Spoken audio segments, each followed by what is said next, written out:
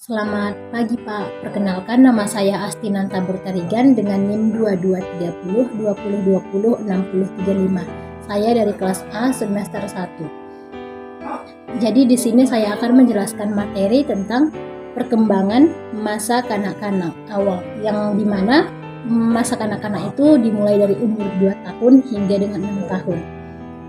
Poin pertama yang akan saya jelaskan yaitu perkembangan masa kanak-kanak awal.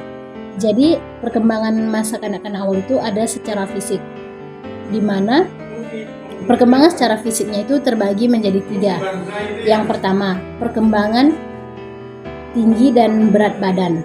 Jadi pada masa kanak-kanak, perkembangan tinggi dan berat badannya itu lebih lambat dibandingkan dengan masa bayi, di mana pada tahun pertama bayi itu lahir, pertumbuhannya itu cepat, sedangkan pada masa tahun kedua, tahun ketiga itu pertumbuhannya itu semakin lambat. Oleh karena itulah dikatakan kenapa masa bayi itu lebih cepat pertumbuhannya dibandingkan dengan masa kanak-kanak.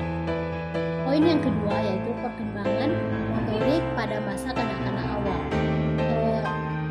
Jadi pada masa kanak-kanak awal ini adalah merupakan sesi atau pertumbuhan yang paling baik untuk mengembangkan dan mempelajari keterampilan tertentu. Dan Harlock juga menyatakan hal ini pada tahun 1992 dengan 3 alasan. Yang pertama, anak-anak itu suka mengulang-ulang. Jadi karena sifat anak-anak tersebut yang suka mengulang-ulang, sehingga apa yang mereka pelajari itu dapat mereka ingat, dapat mereka terampilkan dengan sangat baik di kehidupan mereka. Yang kedua, anak-anak itu punya sifat yang pemberani. Jadi mereka ini sangat berani dalam mencoba segala sesuatu, sehingga tanpa rasa takut, tanpa tertekan, dan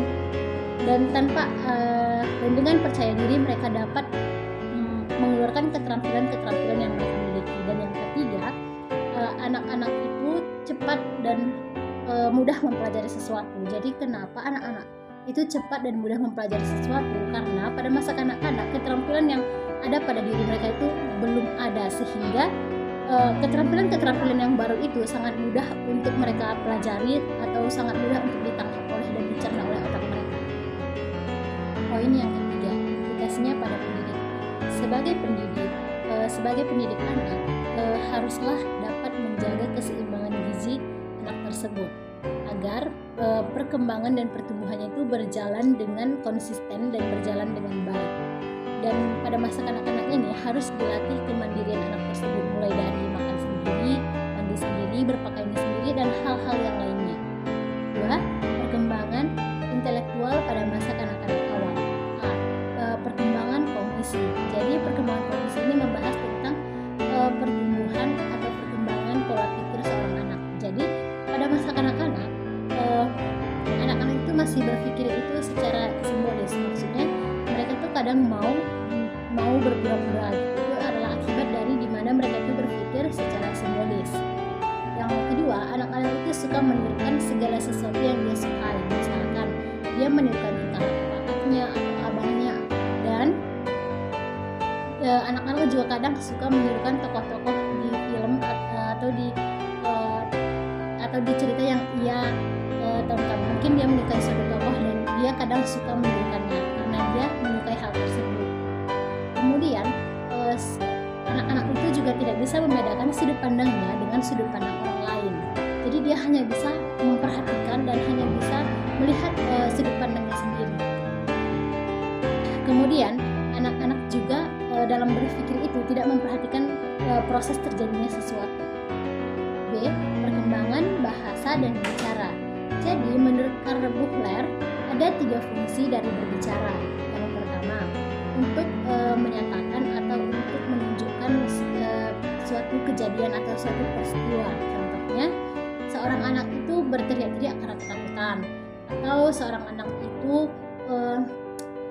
bersorak-sorak karena kegirangan gitu. Jadi ada banyak contohnya yang lain juga.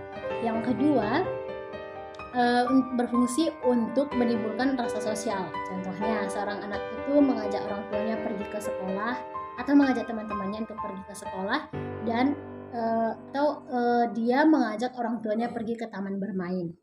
Kemudian yang ketiga, untuk untuk melukiskan segala sesuatu secara objektif. C. Implikasinya pada pendidikan. Jadi sebagai pendidik haruslah mendorong anak-anak tersebut agar pertumbuhan dan perkembangan mereka itu terlaksana atau berjalan dengan konsisten dan dengan baik. Nah, jadi sebagai pendidik harus mendorong anak-anak tersebut untuk bersosial atau bergabung dengan orang-orang dewasa agar pertumbuhan dan perkembangan mereka itu berjalan dengan stabil. Karena lingkungan itu sangat mempengaruhi suatu perkembangan. Sehingga jika anak-anak itu berada di lingkungan orang dewasa, secara spontan perkembangan mereka itu akan stabil. Namun bukan berarti anak-anak tersebut harus selalu berada di lingkungan orang dewasa. Anak-anak tersebut juga harus berada di lingkungan kanak-kanak seusianya agar pertumbuhan dan perkembangan mereka itu tetap stabil, agar anak tersebut tidak bertumbuh atau berkembang dengan kecepatan dan tidak terlalu lambat gitu. Jadi agar stabil, anak-anak tersebut juga harus bersosial dengan orang dewasa dan juga anak-anak seusianya.